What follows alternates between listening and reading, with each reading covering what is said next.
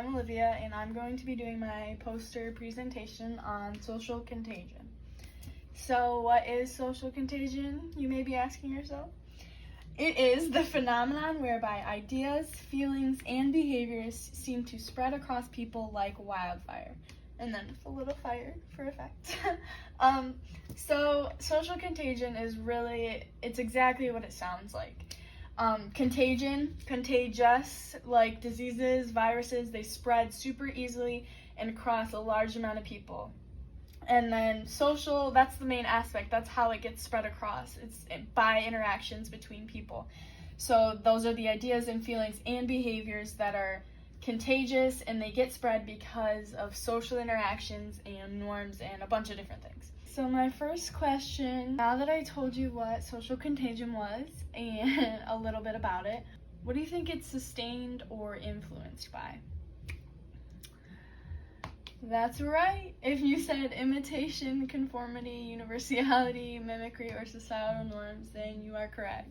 Basically, social contagion is a thing and continues to be a thing because of imitation, conformity, universality, mimicry, and societal norms. So a lot of this is basic human behavior, which means that social contagion continues to be a thing as long as we continue to behave naturally as humans. Humans are social beings. So from the very first caveman up until now, humans were designed and created to be social. We interact with people, and that's how we thrive. Because of this, moving on down, we have our tribe, or people that we are always around. So this includes friends, family, co-workers, people you go to church with, anything. It's your community, your tribe, your people. And then after that, we naturally begin to mimic / conform to the people we identify with and the natural human behaviors. So like I said earlier, conformity and mimicry is natural human behavior, and we do it all the time without knowing it most of the time. So because of this culture and norms that began to emerge from our group of people in civilization, mimicry and conformity began to occur because naturally we as humans tend to conform and mimic the people that we identify with or are around often. So if you're around someone and they say a specific word or a certain phrase, or they do something like specific to them, and you're around them 24/7, then you're going to begin to start saying something. So that's kind of how it works. That's an example of social contagion. And then after that, I have social contagion naturally begins to take place and affect individual behavior subconsciously. And so subconsciously, I'm going to focus on that for a second. I have up here in parentheses after my definition, often with little or no thought, and then right here I have almost always done subconsciously. So the big thing about social contagion is that it is done subconsciously almost 100% of the time. So that means that our conscious mind is not aware of what we are doing. So we are not consciously making decisions to mimic or to conform. We are subconsciously doing it. We may realize after the fact that we may recognize it, but when we are conforming or mimicking or in the moment, we are unaware of it. All right, and then over here we have the impacts. So do you think there's more negative or positive impacts of social contagion? The answer is neither.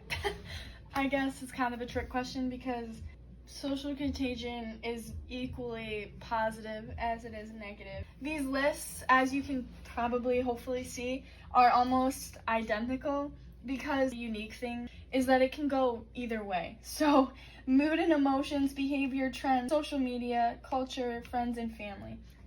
So those are some of the impacts, and they can be both positive and negative. So if somebody is in a great mood and they come out and they walk into a group of people, their good mood, it's going to affect everyone, and subconsciously the people who are in that group are going to start behaving and thinking and feeling more happy or more like the person who is in a really great mood. But that can also be on the flip side, to where somebody's in a bad mood, and it's the same thing, vice versa. Behavior, like I just said, people are going to act more positive and happy if they are around somebody who's in a positive and happy mood. Trends and social media. Social media is responsible for a lot of the trends, and nowadays it's so quick, the trends are coming and then they're done within a couple of days. They can be positive trends or they can be bad. So there's a flip side for both of these. Same with friends and family. It's the same thing for all of these. My last question is, what are some examples of social contagion that you can think of? So if you answered anything that was closely related to smiling, yawning, applause, laughter, social media trends, as I just talked about, fashion trends, overall mood, the work environment, body language, riots, rumors, high school in general is a giant place where social contagion it can take place. And then I also have like the Starbucks drive-thru, which is like if somebody pays for your drink in front of you, then you're gonna pay for the person behind you, and it's gonna continue on. And it's like it's an idea, and it's a really cool thing, but it spreads like wildfire. As soon as one person does it, then there's a whole line of 50 people that are now doing it. So all of this stuff is either ideas, feelings, or behaviors that one person or a culture starts to do and deems as a norm, and then it quickly spreads to where almost everybody is doing it, and if you're not doing it, you're the one that's ostracized. Alright, so I hope you enjoyed it, and I hope you learned what social contagion was. But yeah, that was my presentation. Thank you.